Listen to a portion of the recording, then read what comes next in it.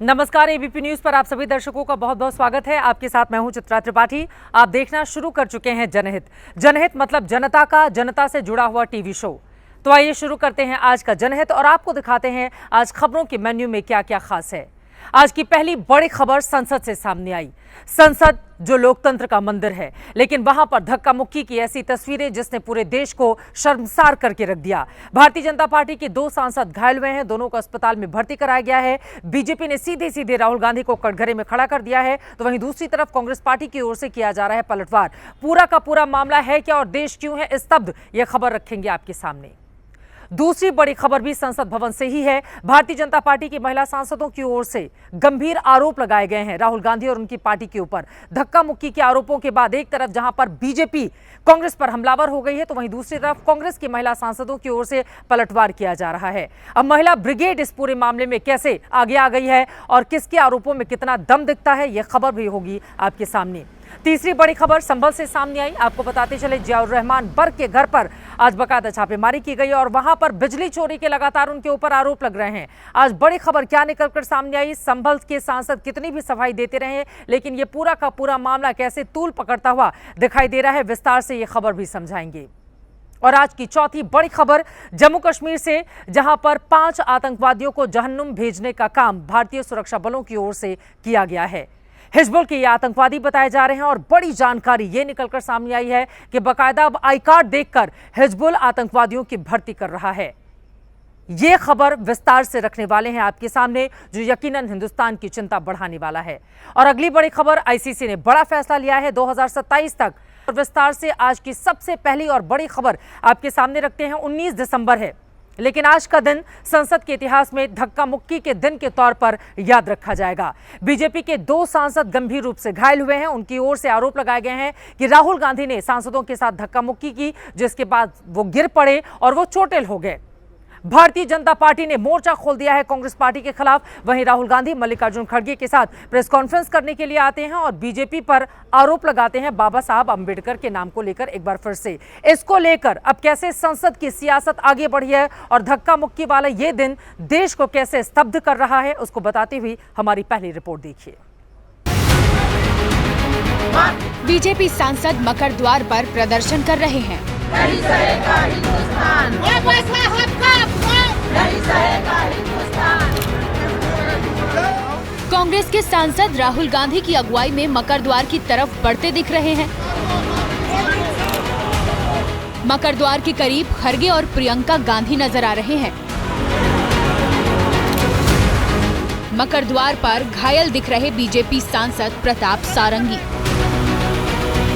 1, 2, 3, 4 ये 4 तस्वीरें उस वक्त की है जब संसद के मकर द्वार पर सत्ता पक्ष और विपक्ष के सांसदों के बीच धक्का मुक्की हुई। धक्का मुक्की की शुरुआत से लेकर सांसद के जख्मी होने तक पूरी कहानी इन्हीं 4 तस्वीरों के आसपास सिमटी हुई है।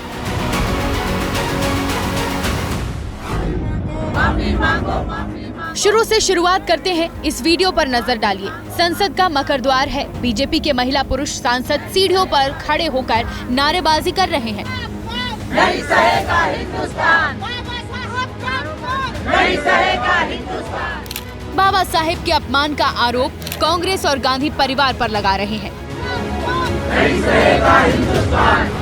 इस वीडियो के ठीक बीचों बीच में ऊपर से तीसरी लाइन में हिमाचली टोपी लगाए फारुखाबाद से सांसद मुकेश राजपूत दिख रहे हैं। मुकेश के ठीक नीचे नागालैंड की सांसद फांगनोन कोन्याक नजर आ रही हैं। आरोप है कि नेता विपक्ष राहुल गांधी जब विपक्ष के प्रदर्शन का नेतृत्व करते हुए यहां तक पहुंचे तो संसद में दाखिल होने के दौरान इन्हीं सांसदों से धक्का मुक्की करते हुए अंदर गए। Leader of opposition Shri Rahul Gandhi ji बहुत क्लोज प्रॉक्सिमिटी में आके I also did not feel comfortable. फिर वो ही स्टार्टेड शाउटिंग। आगे आके वो ग्रुप में था तो आगे आके ऐसे थ्रेटन करना वो अच्छा नहीं लगा। ऐसे नहीं है कि हम खुद को प्रोटेक्ट नहीं कर सकते, लेकिन वो नियम नहीं है, एक तरीका नहीं है संसद का। बीजेपी का आरोप है कि इसी धक्का मुक्की में पहले सांसद मुकेश राजपूत गिरे, फिर ओडिशा के सांसद प्रताप सारंगी भी उसकी चपेट में आ गए। इस वीडियो में आप राहुल गांधी को देख रहे हैं जो घायल प्रताप सारंगी के पास पहुंचे थे। तभी प्रताप सारंगी के पास खड़े गोंडा के बीजेपी सांसद निशिकांत दुबे ने राहुल को खरी खरी सुना दी। शर्म नहीं आती है क्या राहुल? क्या शर्म नहीं आती है? क्या शर्म नहीं आती है? को गिरा दिया जाता है।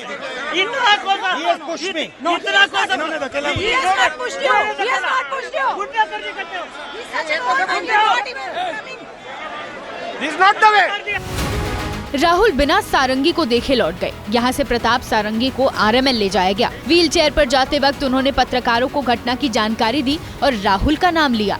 क्या हुआ आपको?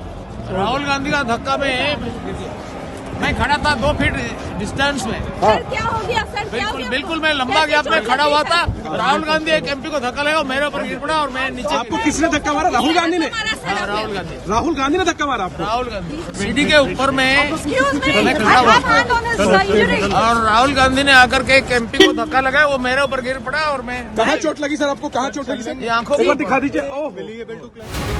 प्रताप सारंगी को चोट आंख के ऊपर लगी है। उनको व्हील चेयर पर बिठाकर ले जा रही टीडीपी की महिला सांसद BY रेड्डी शबरी भी उस वक्त वहीं थी जब सारंगी को चोट लगी। Rahul ji has come, in a heroic way, raising some red book over there, and he was, he thinks he's a hero of this nation. But he's not a hero of the nation. He's a zero of the nation, I can tell. कौन सी जगह पे? He's such an elderly man, and you have to respect the elderly man if they're there, irrespective of the parties. But he has just pushed him over, and he just fell on my feet. शायद प्रताप सारंगी से ज्यादा चोट मुकेश राजपूत को लगी है, क्योंकि मुकेश राजपूत के घायल होने की खबर मीडिया को अस्पताल पहुंचने पर लगी। अस्पताल में घायल सांसदों का इलाज चल रहा है। बीजेपी के सांसद किस तरह से चोटिल हुए हैं आपने देख लिया। बीजेपी की ओर से जो दावा किया जा रहा है वो भी इस रिपोर्ट में हमने आपको समझा दिया, लेकिन कांग्रेस पार्टी की ओर से भी किया जा रहा है पलटवार, और ये कहते हुए मल्लिकार्जुन खड़गे सामने आए कि उनके साथ भी धक्का मुक्की हुई है और वो भी चोटिल हो रहे हैं। कांग्रेस पार्टी जिस वीडियो को आधार बनाकर इस बात का दावा कर रही है, उस वीडियो में क्या है दिखाते हैं आपको। संसद के धक्का मुक्की विवाद का ये दूसरा पहलू है। इस तस्वीर में प्रियंका गांधी और कांग्रेस के अध्यक्ष मल्लिकार्जुन खड़गे नजर आ रहे हैं।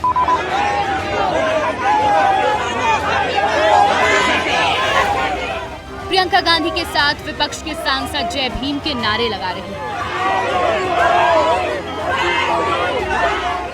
इसी जगह बीजेपी और सत्ता पक्ष के कुछ सांसद हैं, दोनों आमने सामने आ गए थे। एक वक्त ऐसा लगा जैसे दोनों भिड़ जाएंगे। अचानक विपक्ष के सांसदों की तरफ से पप्पू यादव प्रकट होते हैं, जो सत्ता पक्ष और विपक्ष के सांसदों के बीच दीवार बनकर खड़े होने की कोशिश करते हैं। इस भीड़ में मल्लिकार्जुन खड़गे भी हैं, नारे वो भी लगा रहे हैं। सुरक्षा कर्मियों ने उन्हें घेर रखा है। कांग्रेस का कहना है कि भीड़ में इस दौरान खड़गे जी के साथ धक्का मुक्की की गई। आज पहली बार इन्होंने प्रोटेस्ट किया, सबको रोक दिया और उसके बाद धक्का मुक्की और ये गुंडागर्दी। मेरी आंखों के सामने आप सबने देखा होगा, खड़गे जी को धक्का मार के जमीन पे गिराया। उसके बाद एक CPM के MP को धक्का मारा, उनके ऊपर गिरे, खड़गे जी के ऊपर। मैंने सोचा टांग टूट गई होगी, कुछ हुआ होगा, क्योंकि उनके चेहरे से दिख रहा था कि उनको चोट लगी। फिर हमने कहीं से कुर्सी ढूंढ के हम लाए उनके लिए। खुद मल्लिकार्जुन खड़गे ने दोपहर करीब 1:15 बजे राज्यसभा के सभापति को चिट्ठी लिख दी। कहा कि मकर द्वार पर उनके साथ धक्का मुक्की की गई, जिसके कारण घुटनों में चोट आई है।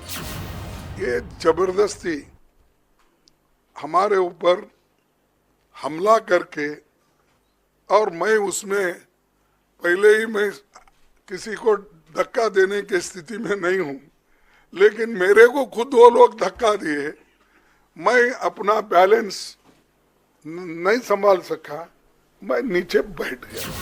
आरोप सिर्फ खड़गे के साथ ही धक्का मुक्की का नहीं लगाया गया है। कांग्रेस का दावा है कि नेता विपक्ष राहुल गांधी के साथ भी धक्का मुक्की हुई है। क्या आपके साथ भी कोई बदसलूकी हुई है? क्या आपके साथ कोई बदसलूकी हुई है? क्या खड़गे जी और आप धक्का मुक्की हुई है? हाँ किया है मगर ठीक है, क्या करूँ बाबू, कोई मतलब धक्का मुक्की से हमें कुछ होता नहीं है। बाकायदा विपक्ष के सांसदों ने लोकसभा के स्पीकर को चिट्ठी भी लिखी है। आरोप लगाया है कि संसद में जाने के दौरान सत्ता पक्ष के सांसदों ने मकर द्वार पर उन्हें रोकने की कोशिश की। सुबह की कहानी यह है कि राहुल गांधी के नेतृत्व में विपक्ष के सांसदों ने बाबा साहेब भीमराव अंबेडकर के पोस्टर लेकर प्रदर्शन किया। राहुल जब मकर द्वार के पास पहुंचे तो उन्होंने हाथ में संविधान की किताब लेकर दिखाना शुरू किया। बताया जा रहा है कि इसी के बाद राहुल मकरद्वार की सीढ़ियों की तरफ बढ़े, जहां बीजेपी के सांसद पहले ही प्रदर्शन कर रहे थे। दोनों पक्ष इसी जगह एक दूसरे के साथ धक्का मुक्की के आरोप लगा रहे हैं। राहुल खुद कह रहे हैं उनको संसद में जाने से रोकने की कोशिश की गई।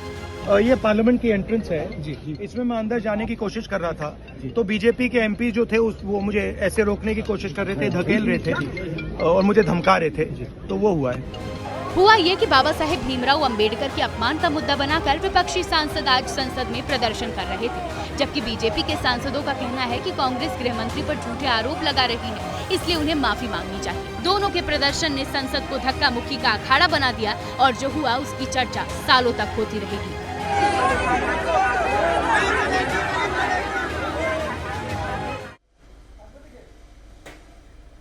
दोनों तरफ के दावे आपने देख लिए, किसके दावे में कितना दम है ये बड़ा सवाल बना हुआ है, लेकिन दोनों ही एक दूसरे से कमतर दिखना नहीं चाहते हैं। पुलिस के पास पहुंची दोनों पार्टियां, शिकायत दी गई है, लेकिन इन सब के बीच भारतीय जनता पार्टी के दोनों जख्मी सांसदों से प्रधानमंत्री नरेंद्र मोदी ने बातचीत की है। तो वहीं दूसरी तरफ आपको बताते चले, आरोपों को आधार बनाकर एक दूसरे को घेरने की कवायद भी लगातार की जा रही है। संसद परिसर में प्रदर्शन बीजेपी के सांसद भी कर रहे थे, कांग्रेस के साथ बाकी विपक्षी भी। मसला अंबेडकर विवाद में अमित शाह से जुड़ा था। विपक्ष अमित शाह से इस्तीफा मांग रहा है। सत्ता पक्ष का कहना है कि झूठे आरोप अमित शाह पर लगाए जा रहे हैं, इसलिए गांधी परिवार माफी मांगे। दोनों अपनी अपनी मांगों को लेकर सदन की कार्रवाई शुरू होने से पहले लोकतांत्रिक तरीके से विरोध कर रहे थे। राहुल गांधी बकायदा दलितों की रहनुमाई का संदेश देने के लिए गहरे नीले रंग की टी शर्ट में संसद पहुंचे। धक्का मुक्की होने का कोई वीडियो सामने नहीं आया, लेकिन धक्का मुक्की में घायल बीजेपी के 2 सांसदों की तस्वीर सामने आई है। एक तस्वीर में प्रताप सारंगी है, दूसरी तस्वीर में मुकेश राजपूत। मुकेश राजपूत को पहले अस्पताल पहुंचाया गया, सारंगी बाद में पहुंचे। अस्पताल में बेड पर एबीपी न्यूज से बातचीत में मुकेश राजपूत ने घटना को लेकर जो बताया वो आप भी देख लीजिए। मुकेश जी, क्या हुआ था? उधर से हम लोग खड़े थे तो एकदम उधर से राहुल गांधी जी आए, उनके प्रेशर से हम लोग सीढ़ी पर खड़े थे तो गिर गए। अब पता नहीं फिर कि सर में क्या लगा है, तो चक्कर वहाँ आ गया था। हम लोग किनारे से वो निकल सकते थे, किनारे साइड से निकल सकते थे, हम लोगों से सीधे सीधे निकले, तो इस वजह से उधर से प्रेशर आया, धक्का उधर से आते गए। तो राहुल गांधी का धक्का लगा आप लोगों को या किसी और सहयोगी सांसद वगैरह जो थे? राहुल गांधी आगे थी। मुकेश राजपूत के सिर में चोट लगी है। उनको देखने बीजेपी के बड़े बड़े नेता और केंद्रीय मंत्री अस्पताल पहुंच रहे हैं। शिवराज सिंह चौहान, प्रहलाद जोशी, धर्मेंद्र प्रधान सहित कई मंत्रियों ने उनका हालचाल लिया। फोन पर पीएम मोदी ने बात की। प्रणाम सर, मुकेश राजपूत। नमस्ते, कैसी है भाई तबीयत? हाँ सर, ठीक है, अभी भी चक्कर सा आ रहा है, घबराहट सी हो रही है। नहीं, पूरी केयर करना, जल्दी बिल्कुल मत करना और सारी ट्रीटमेंट लेना। ठीक है सर, ठीक है सर, ठीक है सर। इस मामले में बीजेपी ने थाने में शिकायत की है। वडोदरा के बीजेपी सांसद हेमांग जोशी की तरफ से पुलिस को जो शिकायत दी गई है उसमें राहुल गांधी को आरोपी बनाया गया है। हेमांग जोशी घटना के वक्त मुकेश राजपूत के पास खड़े थे। दूसरी तरफ बीजेपी के खिलाफ कांग्रेस ने भी पुलिस को शिकायत दी है। आरोप बीजेपी सांसदों पर लगाया है। उन लोगों ने मकरद्वार को घेर लिया और घेर कर डंडा लेकर उन्होंने प्रोटेस्ट किया। मल्लिकार्जुन खड़गे जी, जिनका कि दोनों घुटनों का ऑपरेशन हुआ है, उनको धक्का लगा, वो गिरे कि आज घुटनों में आज चोट आई। हमने श्रीमान राहुल गांधी जी के खिलाफ दिल्ली पुलिस में शिकायत दर्ज कराई है। उनके द्वारा शारीरिक हमला और उकसाने के लिए, और जो हमने कंप्लेंट दर्ज कराई उसमें हमने विस्तार में बताया है। संसद के बाहर हुआ धक्का मुक्की का ये मामला संसद के अंदर भी उठा है। फिलहाल दोनों तरफ से एक दूसरे के खिलाफ आरोप लगाए जा रहे हैं। क्योंकि घटना संसद के अंदर नहीं बाहर की है, लिहाजा पुलिस क्या कदम उठाती है ये देखने वाली बात है। संसद के इस धक्का कांड में एक महिला सांसद ने भी राहुल गांधी के ऊपर गंभीर आरोप लगाए हैं। नागालैंड से भारतीय जनता पार्टी की राज्यसभा सांसद ने राहुल गांधी पर आरोप लगाते हुए ये कहा है कि धक्का मुक्की के दौरान वो उनके काफी करीब आ गए थे, जिसके कारण वो असहज हो गई थी। इसकी शिकायत उन्होंने सभापति से कर दी है। संसद के भीतर भी आपको बता दें ये मुद्दा उठा और बीजेपी के नेताओं ने कांग्रेस को जबरदस्त तरीके से घेरने की कोशिश की। Something happened to me which I really feel disheartened. Fanon Konyak Nagaland से राज्यसभा की सांसद हैं। सुबह जब बीजेपी के सांसद मकर द्वार पर प्रदर्शन कर रहे थे, उस वक्त फानोन भी वहां मौजूद थी। फानोन ने राहुल गांधी के व्यवहार की सभापति से शिकायत ही नहीं की, बल्कि संसद में खड़े होकर दावा किया कि राहुल की वजह से वो असहज हो गई थी। Leader of opposition of the Lok Sabha, Shri Rahul Gandhi ji, came in very close proximity of me, and I really feel uncomfortable. And he started shouting at me, which I felt is very unbecoming of a leader of opposition. It is not that I cannot defend myself, but still then. 46 साल की Fanon 2022 में राज्यसभा पहुंची थी। नागालैंड में वो BJP महिला मोर्चा की अध्यक्ष रही हैं। दिल्ली विश्वविद्यालय से पढ़ाई की है। संसद में खड़े होकर राहुल की शिकायत करने से पहले उन्होंने सभापति से मुलाकात की और घटना के बारे में बताया।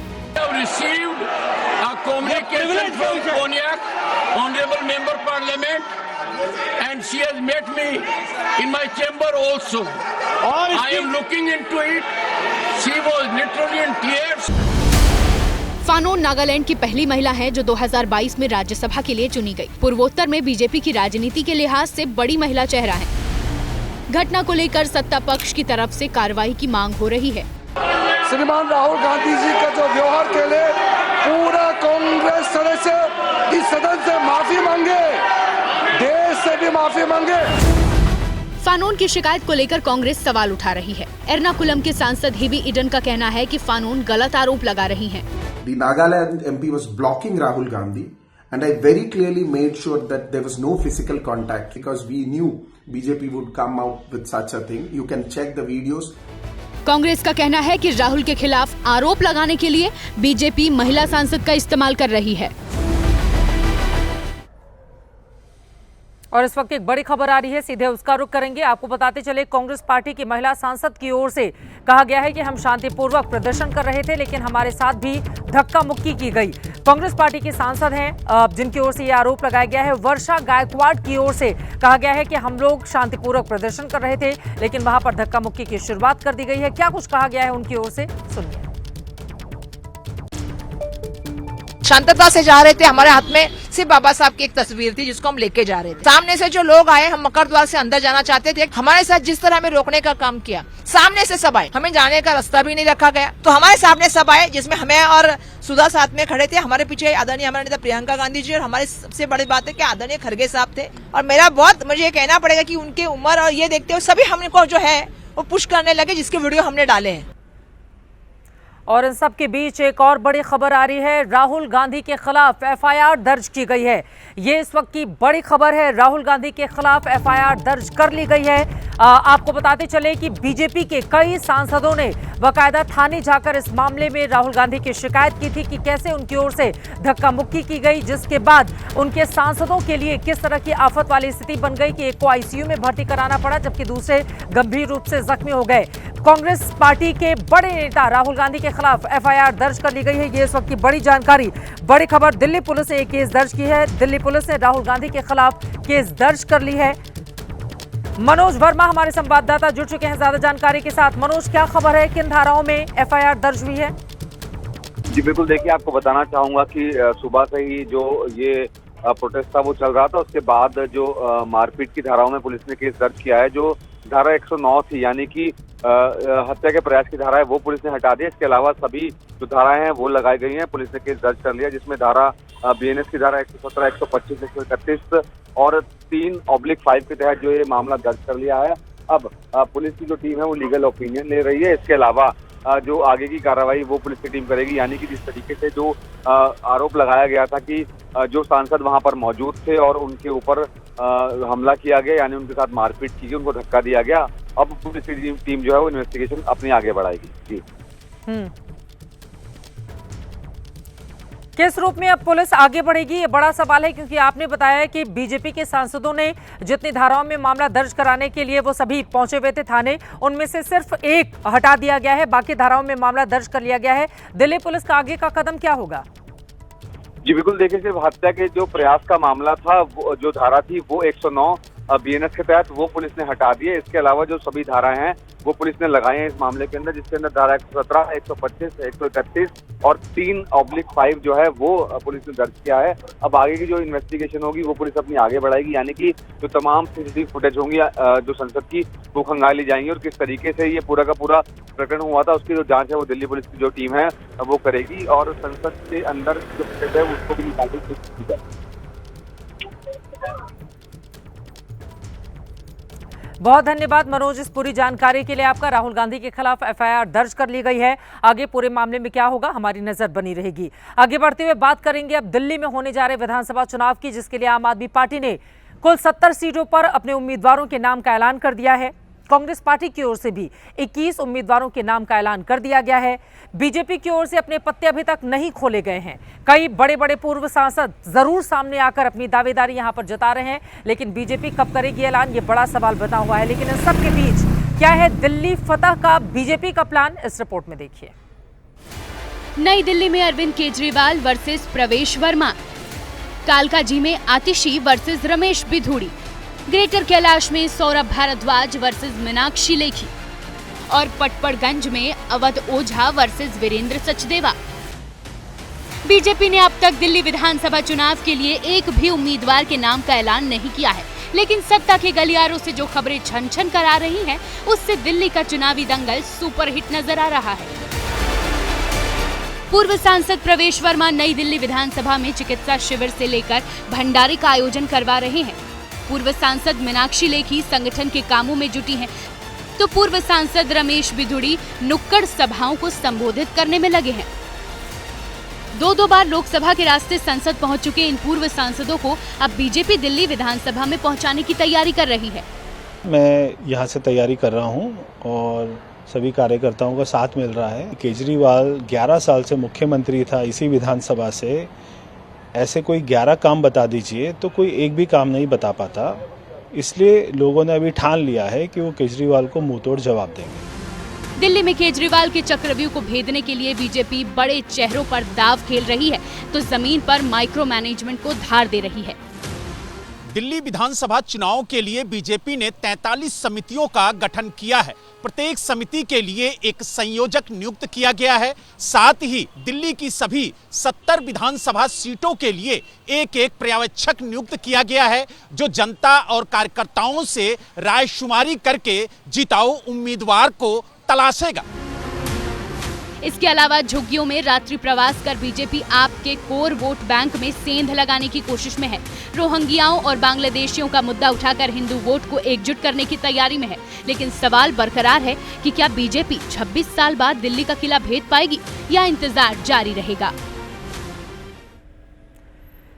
दिल ने फिर याद किया, बर्फ सी लहराई है। मोहम्मद रफी का ये गाना है। इसमें लोग बर्फ को बर्फ समझ बैठते हैं, लेकिन बर्फ का मतलब होता है बिजली। आपको बताते चले कि अब जियाउर रहमान बर्फ पर कैसे बिजली गिर रही है, उसको बताती हुई अगली रिपोर्ट देखिए।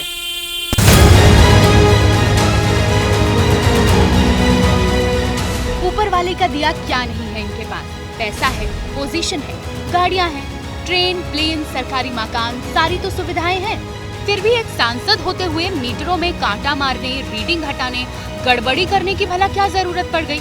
ये हम नहीं कह रहे। समाजवादी सांसद जियाउर रहमान बर्क के घर बिजली चोरी पकड़े जाने के बाद संभल में ऐसी बातें चल रही हैं। सांसद जियाउर रहमान के घर मीटर की जांच को लेकर बिजली विभाग की जान घबराई हुई थी, इसलिए सुबह 5:30 बजे ही दीपसराय में पुलिस फोर्स लगा दी गई थी। जांच शुरू हुई तो सांसद जियाउर रहमान बर्क पर आज एक साथ 3 बिजलियां गिरी। सांसद के यहाँ नए मीटर लगाकर लोड चेक किया तो पुराने मीटरों से अलग निकला, यानी तय पाया कि मीटरों से छेड़छाड़ की जा रही थी। पहली FIR बिजली चोरी की दर्ज हुई, दूसरी FIR बैठे बिठाए सांसद के पिता ने दर्ज करवा ली कि उन्होंने अफसरों को ड्यूटी में रोका और उन्हें धमकी दी कि हमारी सरकार आने दो, फिर तुम सबको देख लूंगा। सांसद पर तीसरी बिजली ऐसी गिरी कि जब चोरी पकड़ ही ली गई तो बिजली विभाग जाते जाते उनके पूरे घर की बिजली काट गया। 45 kWh और 46 kVAh था और उसका जो डिमांड था वो 5.5 किलोवाट था। कैसे आप लोगों को शक हुआ कि मीटर में कुछ टेम्परिंग हो रही है और इसका जो इस्तेमाल है वो गलत तरीके से हो रहा है? पुराना मीटर वहाँ से उतारा गया है, तो उस MRI रिपोर्ट में ये चीज़ें आ रही हैं। उपकरणों को चेक करने के दौरान उनके पिताजी द्वारा अभद्रता की गई, ऐसा जो है वो तहरीर में बिजली विभाग के अधिकारियों द्वारा बताया गया है।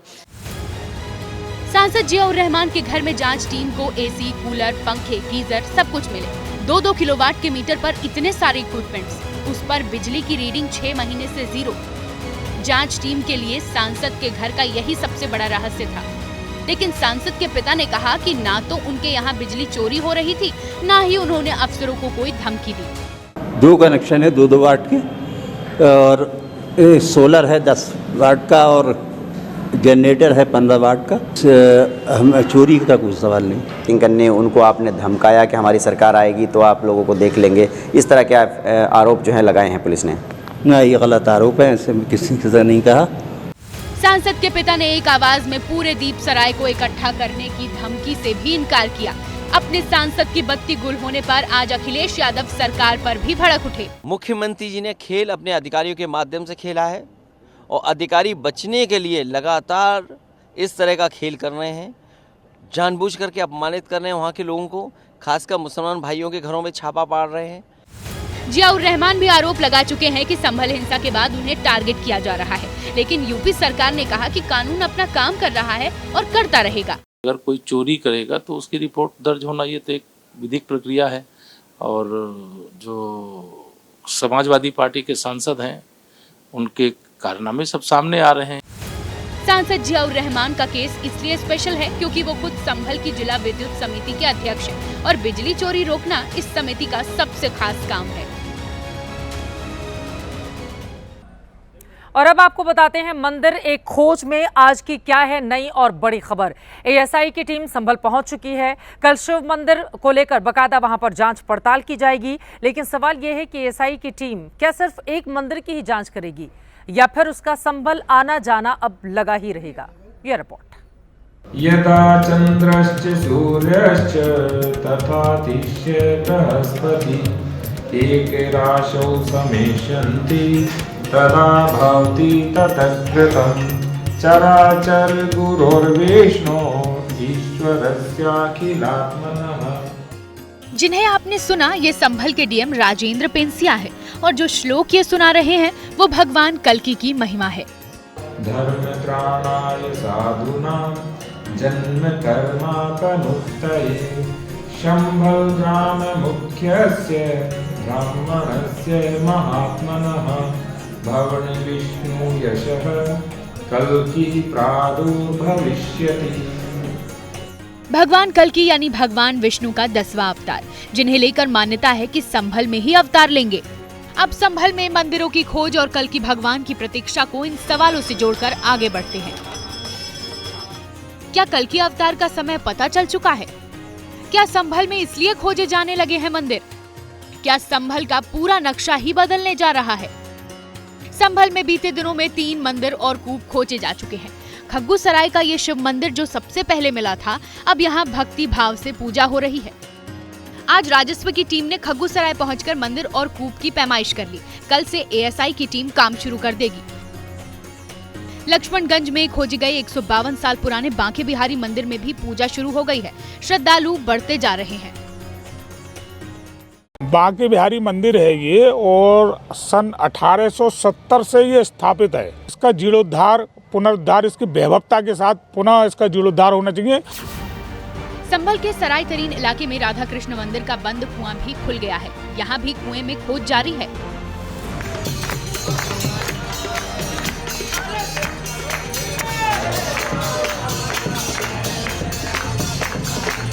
पर जो बाउंड्री इसकी है मंदिर की, उसी के प्रांगण में एक कुआं जो है वो बंद कर दिया गया था। अब उसका स्लैब तोड़ दिया गया है और उसे खोला जा रहा है।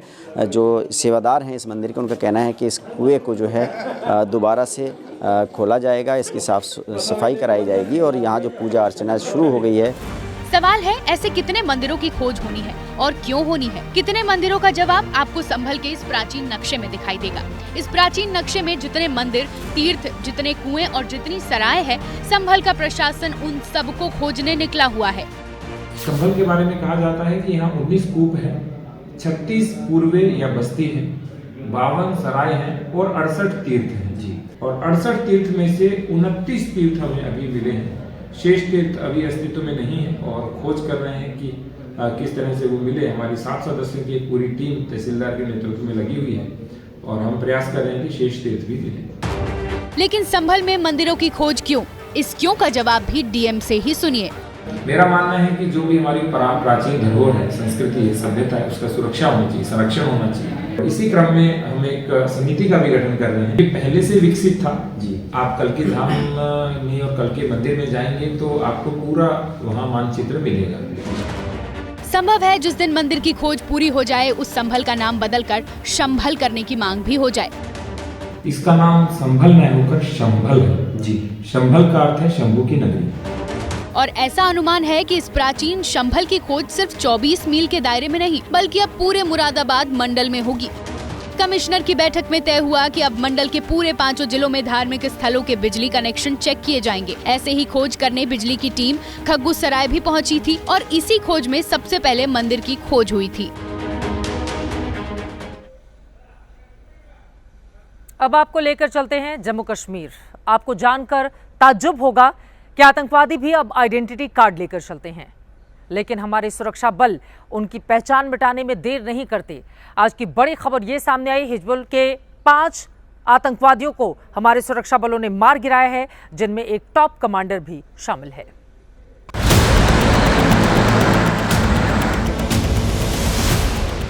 जम्मू कश्मीर के कुलगाम में सेना और कश्मीर पुलिस का जॉइंट ऑपरेशन 5 घंटे से भी ज्यादा वक्त का चला।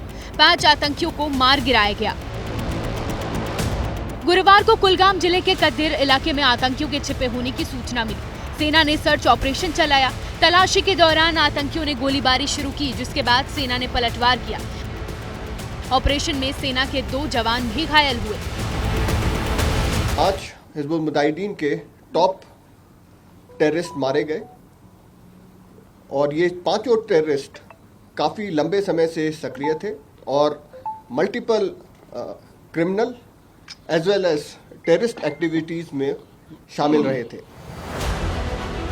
घाटी में ये ऑपरेशन सुरक्षा बलों के लिए बड़ी कामयाबी है। वजह है हिजबुल मुजाहिदीन का कमांडर फारूक अहमद भट्ट। कुलगाम में आज सुरक्षा बलों ने हिजबुल मुजाहिदीन के इसी टॉप कमांडर को मार गिराया। फारूक भट्ट कई सालों से एजेंसियों की रडार पर था। फारूक भट्ट A++ कैटेगरी का आतंकी था। साल 2015 में हिजबुल मुजाहिदीन ज्वाइन किया। 2020 में उसे हिजबुल का कमांडर बनाया गया और पिछले दिन घाटी में हुए आतंकी हमलों में भी इसका हाथ था। केवल TRF, लश्कर और जैश के मिलिटेंट्स के होने की खबर दक्षिण कश्मीर से मिल रही थी, लेकिन हिजबुल मुजाहिदीन के 5 मिलिटेंट्स के इस मुठभेड़ में मारे जाने से कहीं न कहीं इस तरफ इंडिकेशन मिल रही है कि एक बार फिर से हिजबुल मुजाहिदीन दक्षिण कश्मीर में सक्रिय हो रहा है। फारूक भट्ट के अलावा मुठभेड़ में आदिल हुसैन, मुस्ताक अहमद, यासिर भट्ट और मोहम्मद इरफान लोन को मार गिराया गया है। सुरक्षा बलों के हाथ हथियारों का जखीरा मिला। हिजबुल्लाह मुजाहिदीन के ID कार्ड तक बरामद किए गए हैं। आतंकियों के पास से कॉर्पोरेट दस्तावेज भी मिले। दिसंबर महीने में आतंकियों के एनकाउंटर की ये पहली घटना है। वहीं पिछले महीने नवंबर में सेना ने 10 दिनों में 9 एनकाउंटर किए, जिसमें 8 आतंकी मारे गए। जम्मू कश्मीर में आतंकवाद के मुद्दे को लेकर आज गृह मंत्री अमित शाह ने बड़ी बैठक की है। आतंकवाद के खिलाफ जीरो टेरर प्लान को लेकर उन्होंने आगे बढ़ने की नसीहत दे दी। इसी के साथ ही जल्द ही आतंकवाद मुक्त बने जम्मू कश्मीर, इसको लेकर अधिकारियों को बकायदा कड़े दिशा निर्देश दिए गए हैं। इस पूरे मामले में आगे भी लगातार बैठकों का दौर जारी रहेगा। अब देखना महत्वपूर्ण रहेगा कि इस प्लान को लेकर कितनी कामयाबी वहां पर सरकार को मिलती है। और अब आगे बढ़ते हुए जनहित में आपको याद होगा कल शाम इसी वक्त हमने आपको मुंबई के नाव हादसे की एक बड़ी खबर दिखाई थी। उसकी जो तस्वीरें सामने आई हैं वो विचलित करने वाली हैं, परेशान करने वाली हैं। नाव तो डूब गई, लेकिन कई सवाल अभी भी ज़हन में तैर रहे हैं।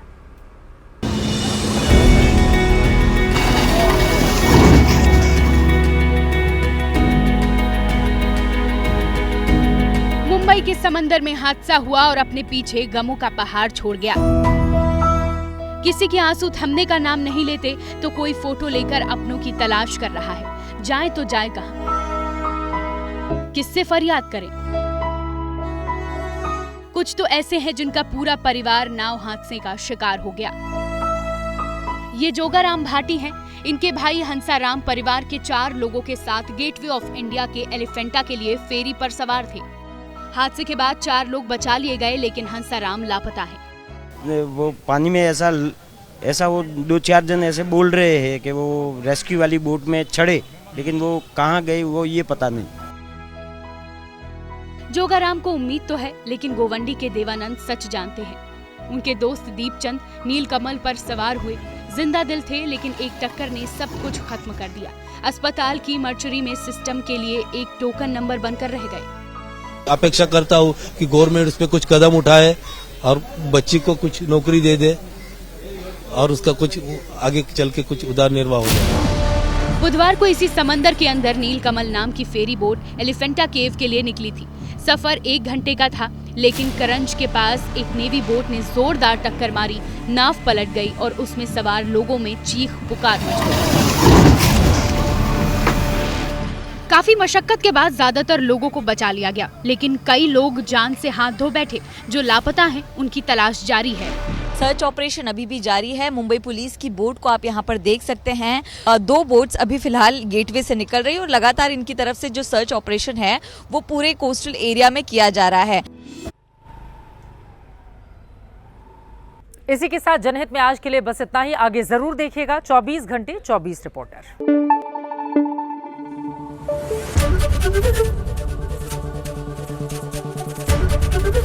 एबीपी न्यूज आपको रखे आगे।